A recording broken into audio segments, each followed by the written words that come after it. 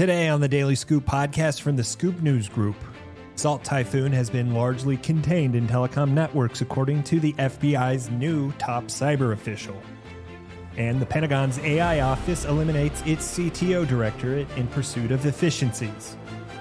It's Monday, July 7th, 2025.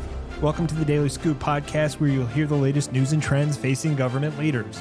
I'm the host of the Daily Scoop podcast, Billy Mitchell. Thanks so much for joining me.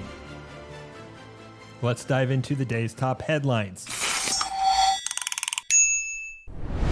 The Chinese hackers behind a massive telecommunications sector breach in the U.S. are largely contained and dormant in the networks, locked into the location they're in and not actively infiltrating information, the FBI's new top cyber official told CyberScoop. But Brett Leatherman, the new leader of the FBI Cyber Division, said in a recent interview that doesn't mean the hackers, known as Salt Typhoon, no longer pose a threat.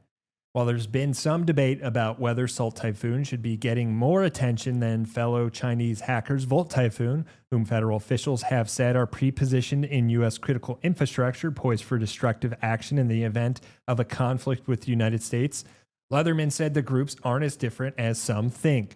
The number of telecommunications companies victimized in the United States stands at 9, according to Leatherman. But there have been additional revelations about victim companies as a result of the United States sharing information about breach specifics and Salt Typhoon tactics with nations in Europe and North America, he said. As the head of the division, Leatherman said his priorities are consistent with those of the recent past, quote, prioritizing our assistance to victims while imposing costs on the bad actors, and that is both nation-state and criminal actors. In other news, the Pentagon's Artificial Intelligence Acceleration Hub recently moved to terminate its Chief Technology Officer role in directorate after reviews associated with the Trump administration's spending and staff reductions campaign revealed inefficiency, according to budget materials for fiscal 2026. Details on the decision are sparse in the documents, but officials wrote that the Chief Digital and AI Office's CTO no longer exists or manages resources. President Donald Trump directed federal agencies at the start of his second term to drastically reduce their workforces and assess existing contracts, with aims to ultimately cut back on what his team views as wasteful spending and inefficiencies. The efforts have included initiatives overseen by the Department of Government Efficiency, or DOGE teams. While AI is a major priority for the U.S. government under Trump, since then, the Pentagon CDAO has seen an exodus of senior leaders and other technical employees. A CDAO official told DefenseScoop that, quote, this move has minimal mission impact as CDAO has a strong technical workforce embedded within each of its directorates.